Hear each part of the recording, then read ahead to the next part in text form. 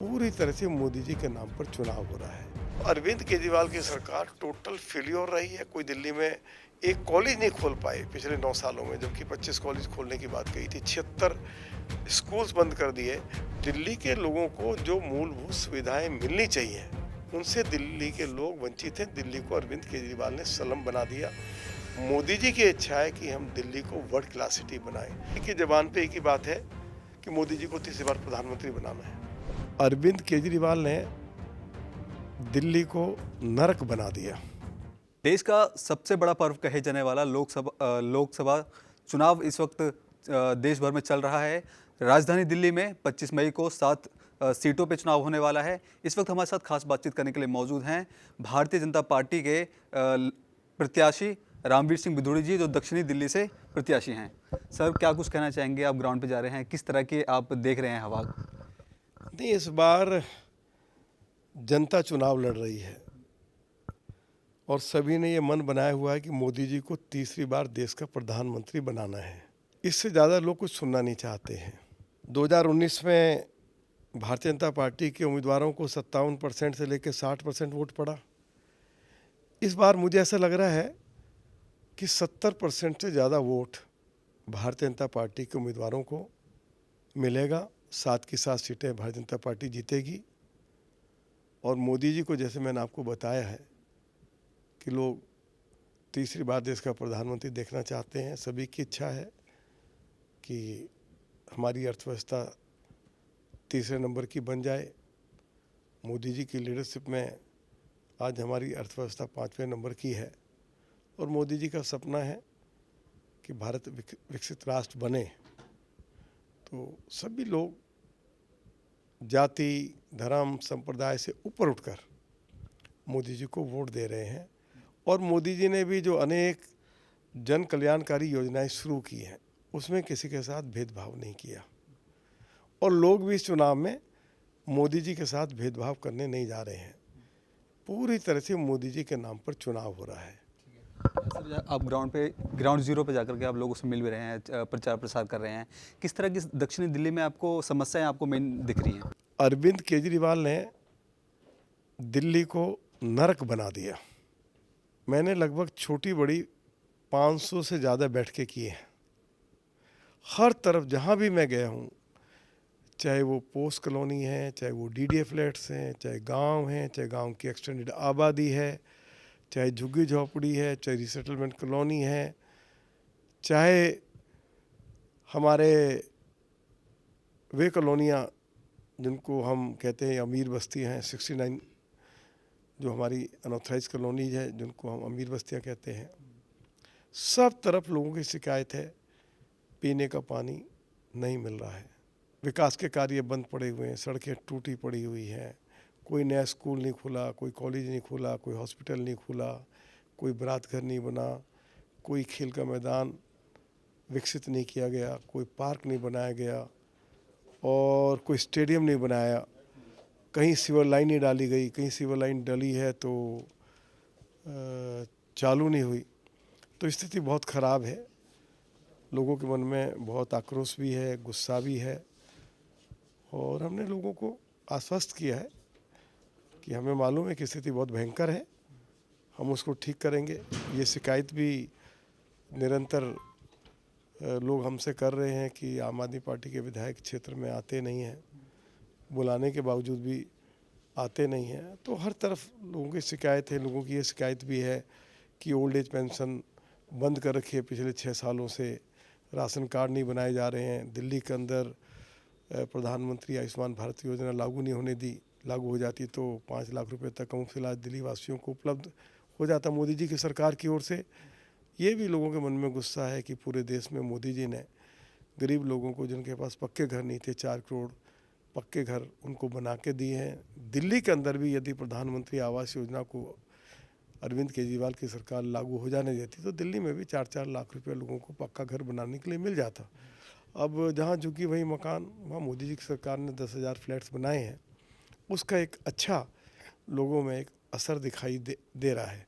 अभी मोदी जी ने जो ये घोषणा की है कि 70 साल या उससे जिन वरिष्ठ नागरिकों की उम्र ज़्यादा है, उन सभी के लिए यदि वे बीमार हो जाते हैं तो अब उनको अपने बेटा बेटी के ऊपर निर्भर नहीं करना पड़ेगा, उनका इलाज मोदी की सरकार करवा के देगी। और प्रधानमंत्री जी ने जो जन औषधि केंद्र खोले हैं उसकी लोग बहुत चर्चा कर रहे हैं कि दवाई की क्वालिटी अच्छी है। यदि बाज़ार में वो दवाई 100 रुपये की है तो वहाँ 20 रुपये की मिल रही है। और महिलाओं में इस बात की खुशी है कि मोदी जी ने बड़ी संख्या में महिलाओं को मुफ्त रसोई गैस के सिलेंडर दिए हैं। और जो पीएम विश्वकर्मा योजना शुरू की है, जिनके पास हाथ का हुनर है, धोबी है, कुम्हार है, लुहार है, खाती है, मोची है, दर्जी है, राजमिस्त्री है, आज वो रजिस्ट्रेशन कराते हैं तो 1 लाख रुपए से लेकर 3 लाख रुपये उनको कुछ छोटा मोटा कारोबार करने के लिए उपलब्ध हो जाता है। हमारे खोखा पट्टी के लोग बहुत खुश हैं कि मोदी जी ने उनके लिए 10,000 रुपये से लेकर 50,000 रुपया तक उनको उपलब्ध कराया है। तो एक तो शासन प्रशासन की ओर से जो उनके साथ बड़ी जुल्म जाती होती थी उससे भी अब वो बच गए हैं, क्योंकि उनके पास मोदी जी के फ़ोटो वाली स्लिप होती है। तो शासन प्रशासन के लोग भी जल्दी से अब उनको परेशान नहीं करते हैं और उनको भी अब अपना कारोबार करने में आसानी हो रही है, क्योंकि गरीब आदमी है, कई बार उसके पास सब्जी या फल खरीदने के लिए पैसा नहीं होता है। तो अब वो मोदी जी की सरकार की ओर से 10,000 रुपये से लेकर 50,000 रुपये मिल रहा है, तो उनका भी कारोबार अच्छे से चल रहा है। और पूरी दिल्ली में जो मोदी जी की सरकार ने अनऑथराइज कॉलोनीज के लोगों को मालिकाना हक दिया है, उसकी भी लोगों में एक अच्छी चर्चा है। जयसिंह रोड पे कनॉट प्लेस में मोदी जी ने एक वर्ल्ड क्लास पुलिस हेडक्वार्टर दिया है। पुलिसकर्मी बहुत खुश हैं। सैकड़ों हमारे पुलिसकर्मी, पुलिस अधिकारी आतंकवादियों से लड़ते लड़ते शहीद हुए हैं।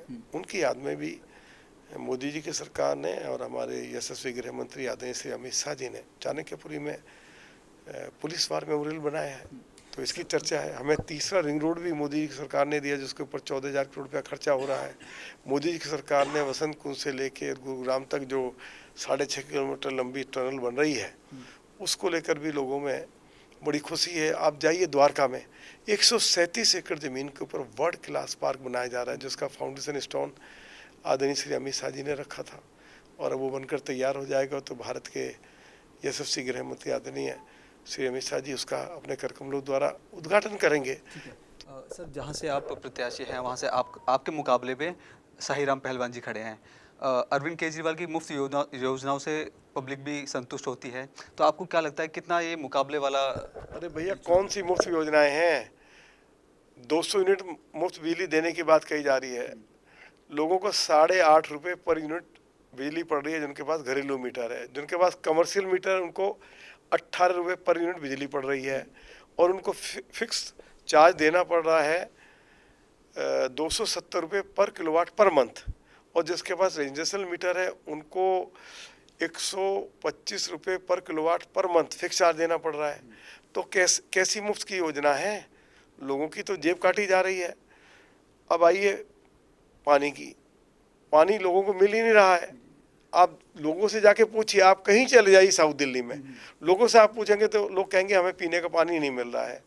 अब आइए ट्रांसपोर्ट, मुफ्त ट्रांसपोर्ट देने की जो बात कर रहे हैं।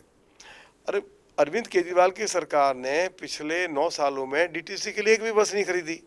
1650 इलेक्ट्रिक बसें मोदी जी की सरकार ने दिल्ली सरकार को, दिल्ली के लोगों को मुफ्त उपलब्ध कराई हैं। तो जब बसें ही नहीं है तो उसका फ़ायदा कहाँ से महिलाओं को मिलेगा? तो पब्लिक ट्रांसपोर्ट सिस्टम हमारा पूरी तरह से कोलैप्स हो गया है। मोदी जी की सरकार दिल्ली के 73 लाख राशन कार्ड धारियों को हर महीने 4 किलो गेहूँ, 1 किलो चावल दे रही है। यदि एक परिवार में 6 मेंबर है तो 30 किलो अनाज मोदी जी की सरकार मुफ्त दे रही है।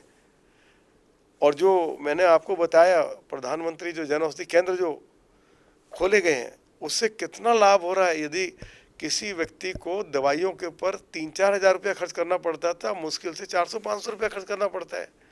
तो ये भी तो सब लोग, दिल्ली के लोग देख रहे हैं ना कि मोदी जी ने कितनी सुविधाएं दिल्ली वासियों को उपलब्ध कराई है। महिलाओं के लिए, गर्भवती महिलाओं के लिए 5,500 हज़ार रुपये दिए जा रहे हैं। तो मोदी जी की सरकार ने अनेक जन कल्याणकारी योजनाएं शुरू की हैं और उसमें किसी के साथ भेदभाव नहीं किया।